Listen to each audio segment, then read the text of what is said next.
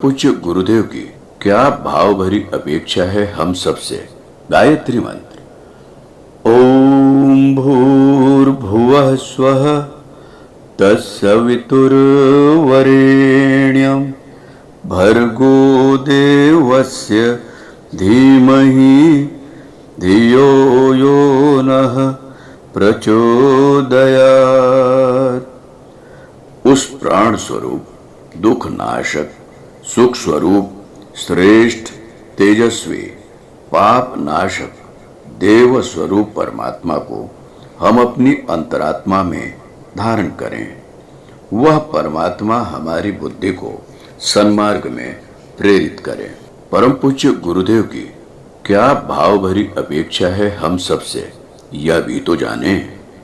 जो हमें प्यार करता है उसे हमारे मिशन से भी प्यार करना चाहिए। यदि केवल हमारे व्यक्तित्व के प्रति ही श्रद्धा है, शरीर से ही मोह है, उसी की प्रशस्ति पूजा की जाती है और मिशन की बात उठाकर ताक पर रख दी जाती है, तो लगता है हमारे प्राण का तिरस्कार करते हुए केवल शरीर पर पंखा डुलाया जा रहा हो।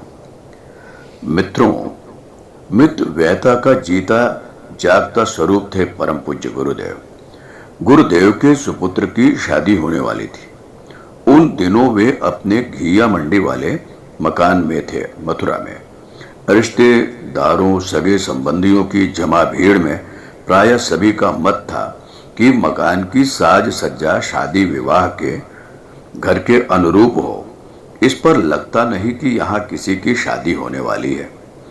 एक सज्जन जो उनके थोड़ा मुंह लगे थे, पीछे ही पड़ गए। सबका आग्रह देख उन्होंने पास खड़े एक स्वयं सेवक को बुलाया और कहा, बिजली वाले को थोड़ी झालर आदि लगा जाने की बात बोल आओ, और देखो ध्यान रखना पैसा कम से कम खर्च हो। स्वयं सेवक जब लौटकर आया तो पूछा, कितने पैसे की बात हुई? उसके मुख से 50 रुपए की बात सुनकर चकित होते हुए बोले, 50 रुपये? दूसरे दिन सुबह ही उसे फिर बुलाया और कहा, सुनो, बिजली वाले को जाकर मना कराना। कारण पूछने पर बोले, मैं इतने रुपये की बर्बादी कैसे सहन कर सकता हूं? वह तो मैंने सभी के आग्रहवश कह दिया था। अब स्वयं सेवक के चकित होने की बारी थी। अपने निजी जीवन में मितव्ययता का कठोरता पूर्वक पालन तो महापुरुषों का दैवी सद्गुण है। बिजली वाले को मना कर दिया गया। सिद्धांत के आचरण के साथ मिलकर शादी वाले इस घर को अतुलित सज्जा प्रदान की। मित्रों, नारी उत्कर्ष की भावना को देखते हैं। आइए, सन 1966 में एक कार्यक्रम में गुरुदेव प्रवास पर थे। कार्यक्रम के आयोजकों ने उन्हें अपने घर ठहराया। उसके आने की खबर सुनकर आसपास के बहुत लोग आ जुटे। इसी सिलसिले में पड़ोस की एक नवविवाहिता लड़की आई। वेश विन्यास की तड़क भड़क के अतिरिक्त उसने ढेरों गहने जेवर पहन रखे थे।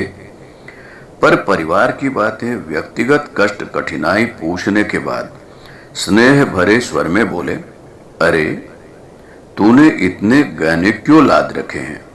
लड़की तो मौन रही, पर पास खड़ी एक प्रौढ़ महिला बोल पड़ी, गहने पहनने से लड़कियों का सौंदर्य बढ़ जाता है। सुनकर वे हंसते हुए तनिक आश्चर्य से बोले, अच्छा, पर भाई मैं तो उसी को सुंदर कहता हूँ जो सुंदर काम करता है। फिर थोड़ा गंभीर होकर बोले, गहने नारी जाति की हथकड़ी बेड़ियां हैं। इस तरह अपने को भ्रमित रखने के कारण कितना त्रास सहा है उसने। कहते कहते उनके हृदय की कोमलता सजीव हो उठी।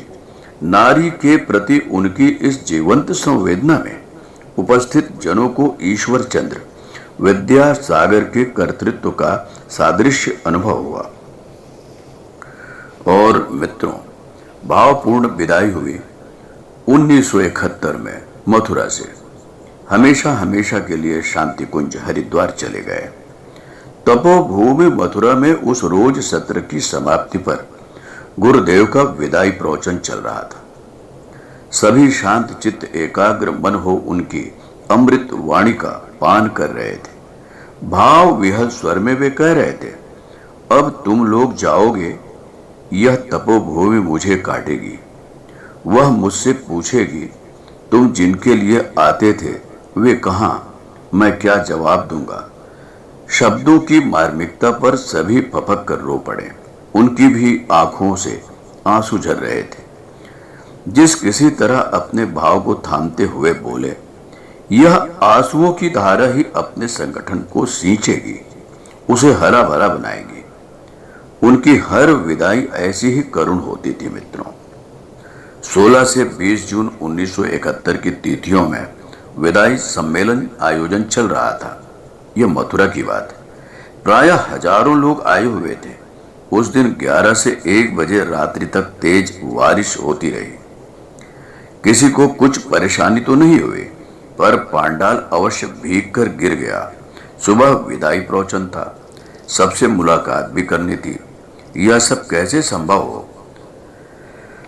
उन्होंने एक स्वयं सेवक को बुलाकर कहा, तुम सभी से जाकर कह दो कि सब अपने अपने स्थान पर अपना काम करते रहें।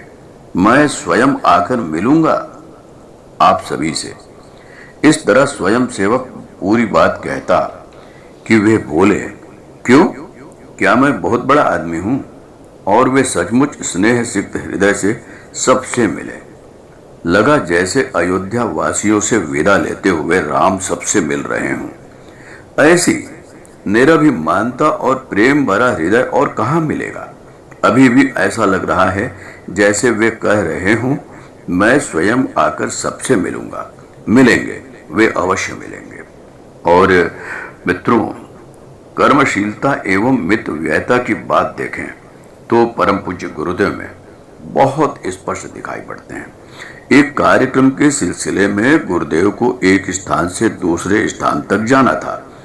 पहले स्थान के कार्यकर्ता उनके जाने की व्यवस्था बनाने में जुटे थे। किसी का मत था एयर कंडीशन्ड कोच का टिकट ले लिया जाए, यात्रा आराम से कट जाएगी। कुछ लोग फर्स्ट क्लास की वकालत कर रहे थे। उनके अनुसार इस तरह जाने से न केवल यात्रा आरामदायक रहेगी, बल्कि खुली हवा का लाभ मिलेगा। चल रही इस चर्चा के कुछ शब्द गुरुदेव के कानों में पड़े। उन्होंने इन सबको पास बुलाकर कहा, मुझे पैसेंजर ट्रेन में साधारण डिब्बे का टिकट खरीद कर ला दो। रिजर्वेशन की भी जरूरत नहीं, पैसे भी बचेंगे और मैं आराम से अपना लेखन भी कर लूंगा। उन दिनों उनकी चलती ट्रेन में लिखने की आदत थी। यद्यपि एनी बेसेंट भी इस तरह लिखा करती थी, पर उनका अपना निजी सैलून होता था। एकाग्रता और मितव्ययता का ऐसा अद्भुत मिलन शायद पहली बार हो रहा था। गांधी के इस अनुयायी को यही सादगी शोभा भी देती थी। और मित्रों, महात्मा आनंद स्वामी के उद्गार शांति कुंज आश्रम के शुरू के दिनों की बात है। उन दिनों आर्य समाज के प्रसिद्ध संत महात्मा आनंद स्वामी सरस्वती जी जीवित थे। हरिद्वार आने पर वह शांति कुंज अवश्य पधारते। मित्रों, जैसे ही वह उक्त आश्रम के दरवाजे पर पहुंचा, उसके कानों में कुछ शब्द पड़े। महात्मा आनंद स्वामी पास बैठे लोगों से चर्चा कर रहे थे। देश, व्यक्ति और समाज के कल्याण का दिन रात अखंड ध्यान करने वाला कोई है तो एक आचार्य श्री राम शर्मा। इतना कहकर वे एक क्षण ठहरे, फिर कहने लगे, मैं निश्चय पूर्वक कह सकता हूं कि इस क्षण में वह देश, व्यक्ति, समाज के उत्थान की चर्चा कर रहे होंगे। तब तक पास आ खड़े हुए कार्यकर्ता को देखकर ठहाका लगाते हुए बोले, अरे तुम आ गए, मैं आचार्य जी की ही चर्चा कर रहा था। कार्यकर्ता इस संत के उद्गार सुन गदगद था। मित्रों, सूक्ष्म शरीर से सक्रिय पूज्यवर सन 1988 की सर्दियां शुरू हो चुकी थी। नवंबर महीने का प्रसंग है। वे अपने कमरे में बिस्तर पर लेटे हुए दर्शन संबंधी किसी दुरूह तथ्य का खुलासा कर रहे थे। सुन रहे शिष्य ने कौतूहलवश पूछा, गुरुजी, आप मरेंगे तो नहीं? सदा हमारे बीच रहेंगे ना? मूर्खता पर हंसते हुए बोले, मेरा मरना कैसा, मैं शाश्वत हूं बेटा। फिर तनिक रुककर कुर्ते का एक सिरा उठाकर कहने लगे, जहां तक इस शरीर की बात है, एक झटके में इस कुर्ते की तरह उतार कर फेंक दूंगा, फिर तो आप हमसे दूर चले जाएंगे गुरुदेव। उसने फिर जिज्ञासा व्यक्त की, ना मुझे कहीं जाना है, मैं इसी शांति कुंज में रहूंगा, पहले से भी अधिक सबसे निकट। बस मेरी चेतना की अनुभूति के लिए तनिक संवेदनशीलता बढ़ाने की जरूरत है। आज जबकि उन्होंने अपना शरीर कुर्ते की तरह उतार कर फेंक दिया है, याद आते हैं शिष्य समुदाय को उनके शब्द, मैं शाश्वत हूं। निश्चित ही वे शांति कुंज में पहले से अधिक सघन हो संव्याप्त हैं मित्रों। हमारे YouTube चैनल को सब्सक्राइब करें और बेल आइकन को दबाएं ताकि आपको नोटिफिकेशंस मिलते रहें।